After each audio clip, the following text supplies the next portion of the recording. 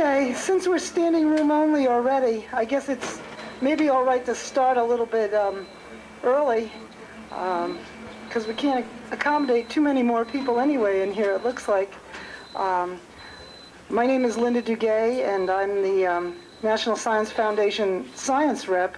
I've been down here about 3 weeks, and unfortunately I'll be departing on tomorrow's flight and leaving you, but we won't be leaving you alone for long. There'll be a new science rep who'll arrive on the Thursday flight, and his name is Tom Callahan, and I'm sure I'll pick up from wherever I left off. I just want to say I've enjoyed meeting many of you and working with many of you. It's been a really pleasant experience, and I hope you have a really great and productive season, and everything keeps going as well as it has so far. And now, without any more ado, I'd like to introduce our standing room only speaker, David Grisez. David was telling me that he came down just as a fleet sailor back in those days, and was sort of saying to me one of the things that was great then were the people that came and the spirit of adventure, as well as, of course, the beautiful views. And he says so far he's found exactly the same wonderful people and that same spirit of adventure here still in McMurdo. So David's going to talk about McMurdo in the beginning, the years 1955 to 1957. David.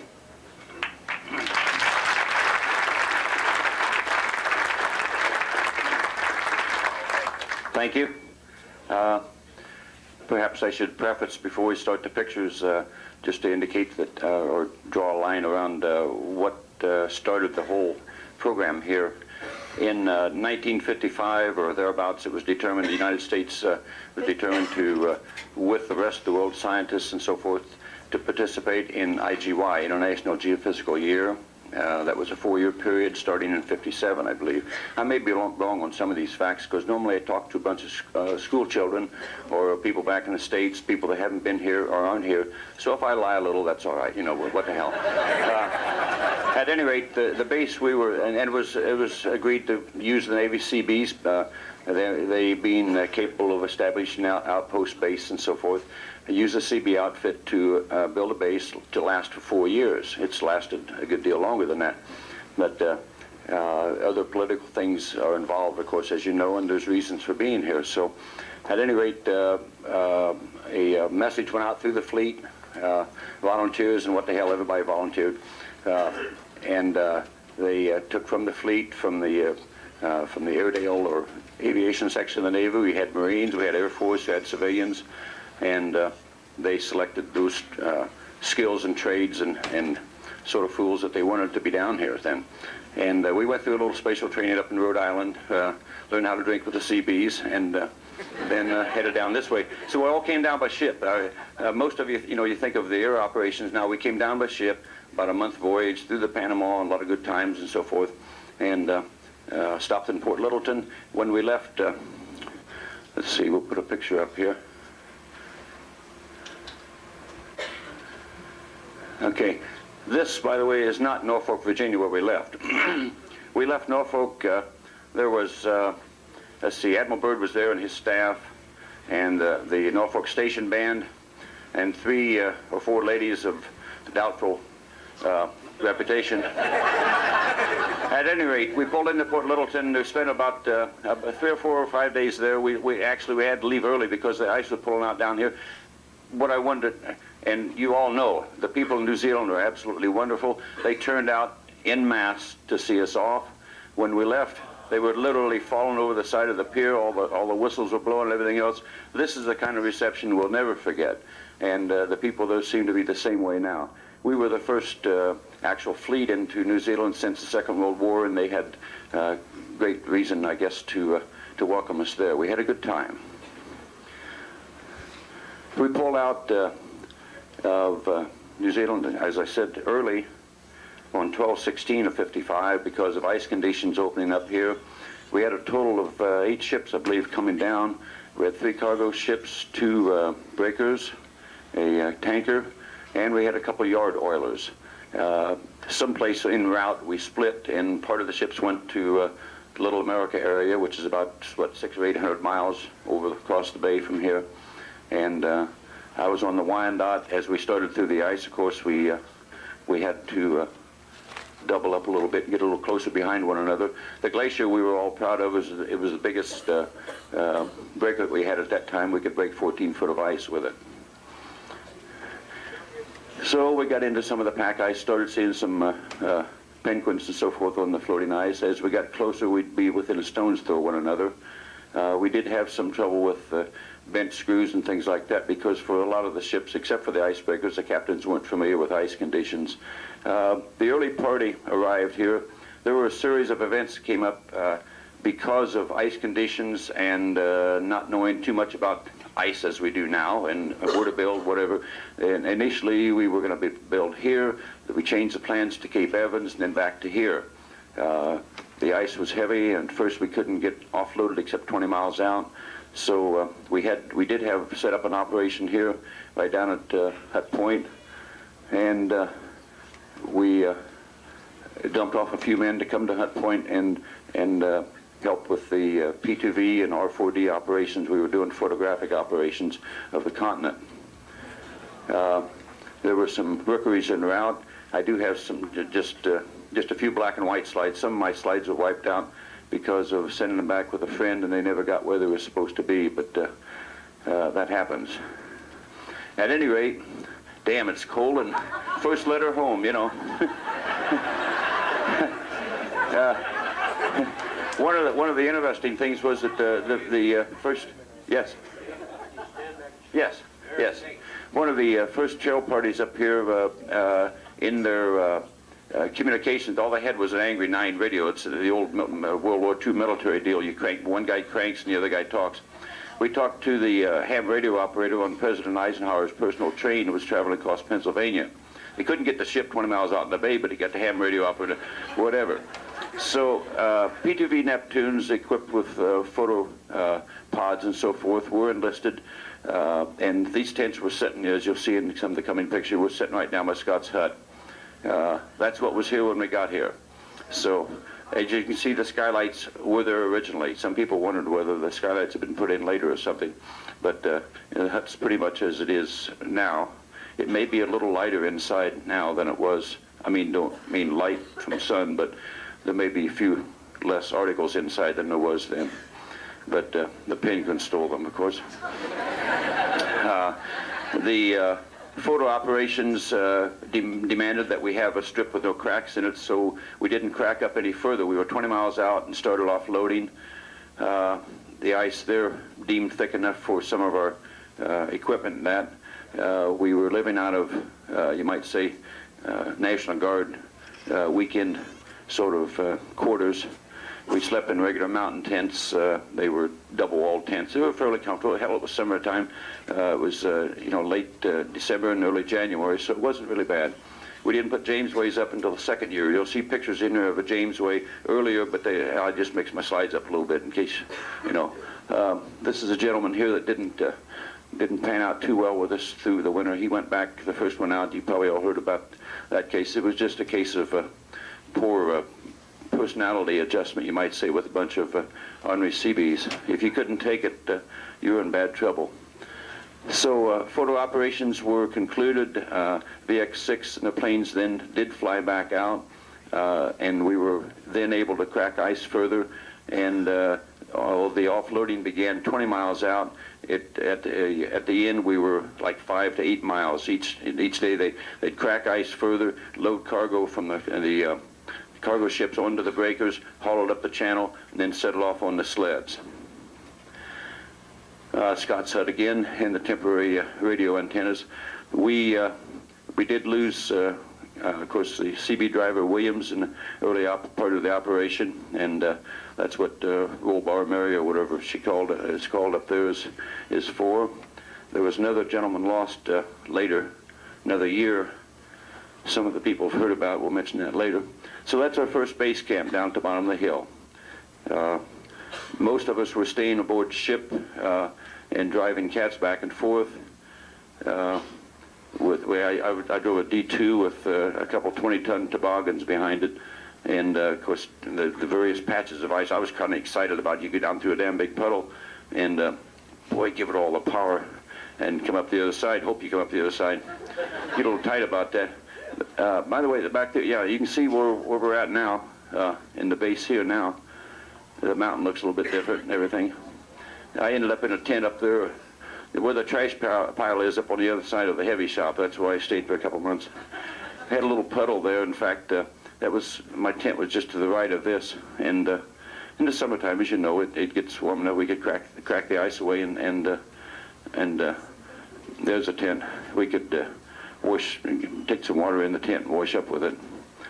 And normal summertime, good temperatures, but we'd have some doggone blowing snow and everything. So by the way, there's a 1-ton sled. I want to mention that now because, in case you aren't familiar with that, we'll mention the 1-ton sled later on. We had a special purpose for that. We had a couple of research doctors with us there, and they'd taken tests on all of us in the States. This was great. Hell, we were up in Rhode Island just really having a good time, and they took tests. How long can you hold your breath? And, do you like your mother and stuff like that?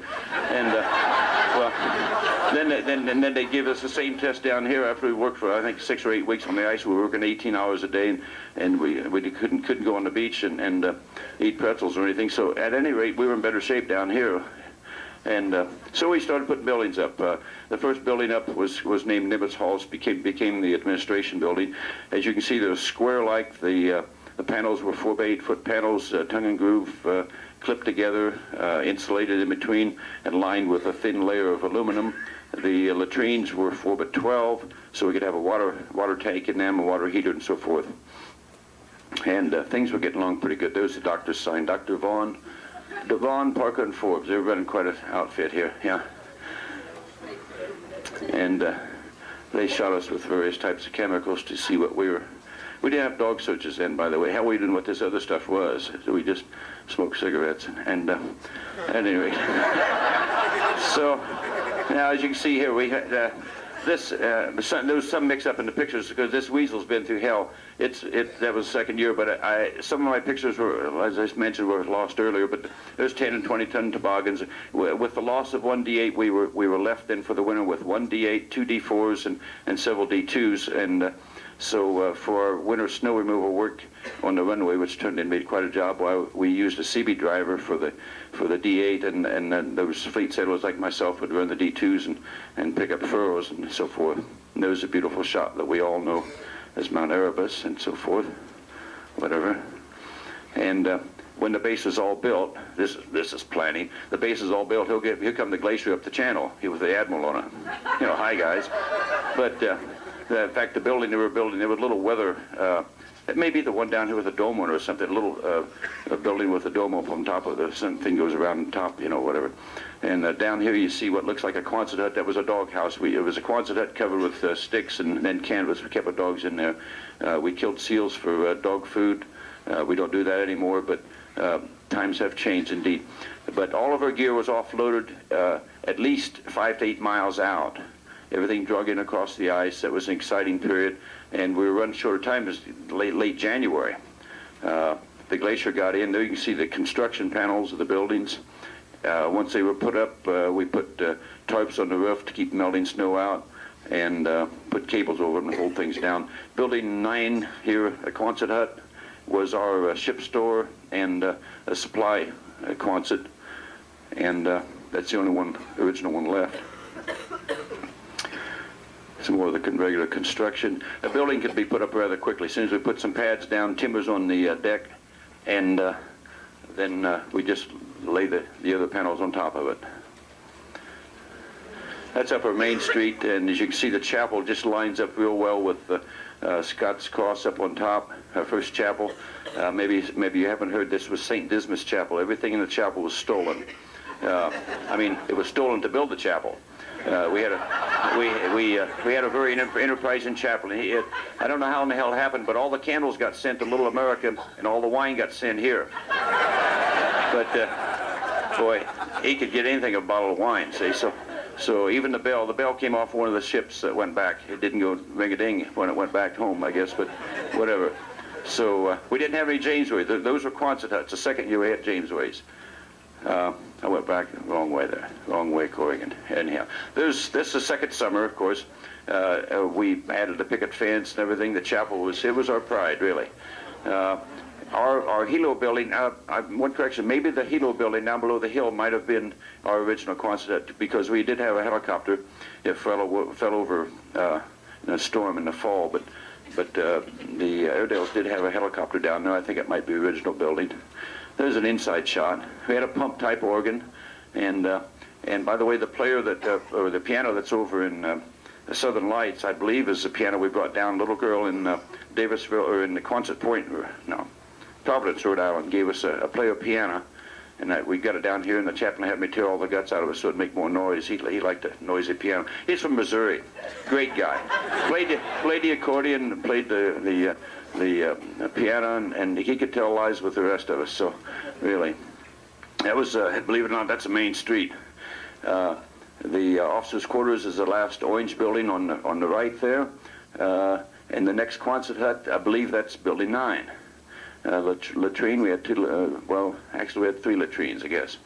And there's the taller buildings. We had administration building, the sick bay and library. The galley was in the middle with barracks on each side.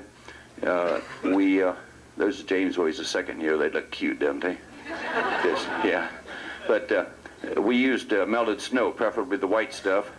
And there was a certain area where they asked us not to walk on our hikes and so forth, so we'd have white snow. We did have now we're looking down from the back of the base up towards the hill, and you can see the latrine stand up in the middle. So the galley building's about right there. Should use my pointer here, but whatever. We had a case of hydraulic leak in the snow melter at the galley. And boy, that was hard on everybody's stomach for a couple of days. They found out where that came from. We had a snow melter there. Then we had snow melters run by the exhaust from the generators in the powerhouse, and we stored the water up there in huge tanks. You'll see a picture, and so we had the showers and laundry facilities there. Hotel temporary, that's the one I lived in. We got down here, and Jesus, everything was temporary. We're going to do this now, guys. We thought everybody had a plan. Hell, they don't have a plan. No. I realized that I saw the CB officer in Christchurch on the way down there, Lieutenant Bowers, great guy, wonderful man. And he gave a little talk at noontime, and he got up from these people, and he said that they didn't realize, these conditions. I said, Christ, I thought you guys always had a plan. Now I am. I was really scared about the whole thing. But everything was temporary. We're going to do this, then we're going to do that. So we said, to hell with it, until temporary. I think that all had decent language, and we had a couple of those signs that wasn't quite. Anyhow, we had. Of course, we had all these LGP cats. They wouldn't work around the base. They wouldn't drag. Once you get the snow clear off, you don't have any traction, so we cut them down. And that was a fuel sled. We had a fuel sled to fuel the buildings. Everybody took turns at that, including the officers. The officers did mess cooking as well. There was one other little detail they didn't, and that was quite all right, that they didn't take part in, had to do with the honey buckets. Then there was our storage building there. Now you can see we had everything just neat as hell. We had the boxes were all numbered and had little flags at each end of each row, different colors and everything. And you go out and you dig through the snow in the middle of the winter. You dig through the snow to get down to this beefsteak or whatever's supposed to be down there. You find a caterpillar part and things like that. And that still happens, doesn't it? Isn't that great? My God, only in America. Whatever. So as you can see, now we had the Weasels, which for some of you young folks, that was a World War II amphibious vehicle, similar to a Jeep, except it had tracks on it, and they'd gone to great effort to put a cab on them, and south wind heaters, which broke the first day they hit the ice, and we had the old-fashioned radio. So we had no communications in vehicles, because they broke immediately with the vibration on the ice. Had that thing called the Ontos. That's Greek for the thing, I think, and it was a personnel carrier. It would go pretty fast. But the Weasels were left over from the Second World War.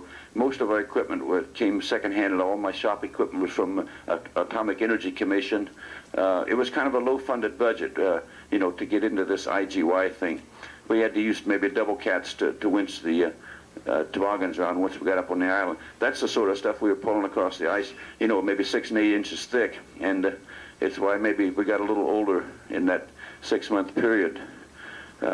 And there's the thing, they had the hydraulic leak in our water system, but the pettibone was very valuable to us. We did get all of our buildings up, and you can see our very neat rows of supplies and everything. but everything had to be done quickly. We were running late. We were still building in February. The Admiral left on, let's take a look here, on the glacier, February. Hell, maybe he's still here.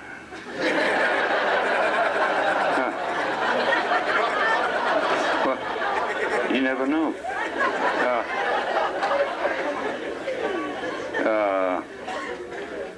We'll get to the theater.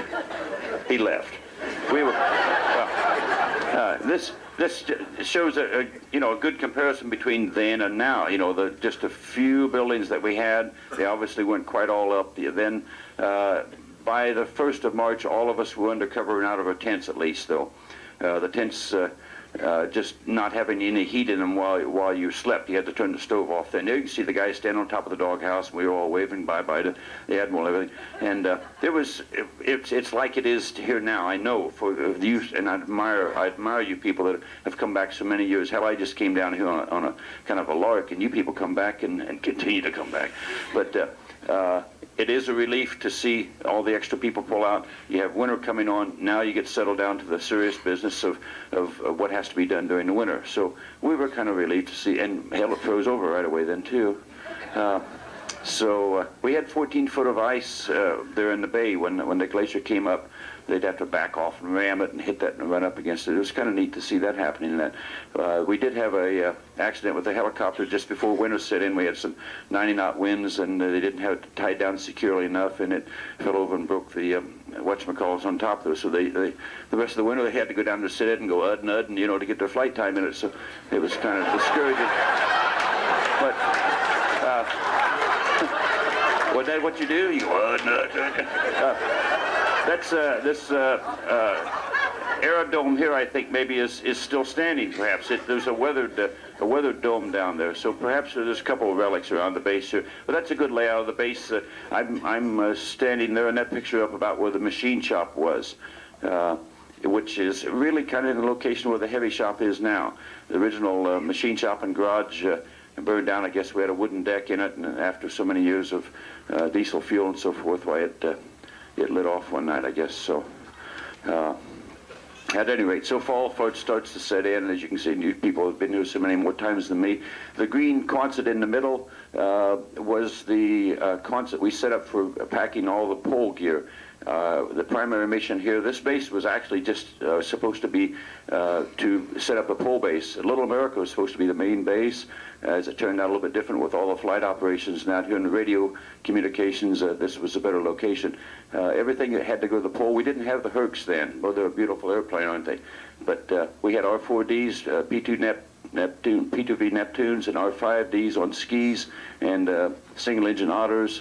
The R4Ds couldn't take much of a load, so they took the people up originally to the pole and enough equipment to build a couple Jamesways. Everything else had to be dropped from C-124s, so we were packaging those things up during the winter. Had to cut girders in two and then refasten them when we got to the pole. Well, it looks like the second spring here, and the sun's out and everything. You see the rotten ice down there. And we started getting ready for all the new people. We had 93 people during the winter. We'll have some winter shots here yet, but 93 people, I think about, maybe 15 officers and the rest enlisted men, a couple civilian.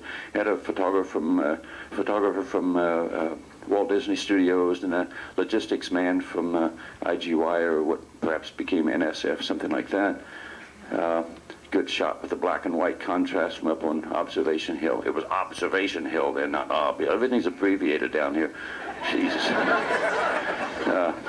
And you see the little trail we had around the pipeline, actually a flexible pipeline. The Marines that were with us were specifically to set up these rubber bladder tanks. We had a supply of them for aviation fuel and so forth. There's a shot inside the powerhouse. We had 5 or 6 heavy, large tanks for storage of the melted snow.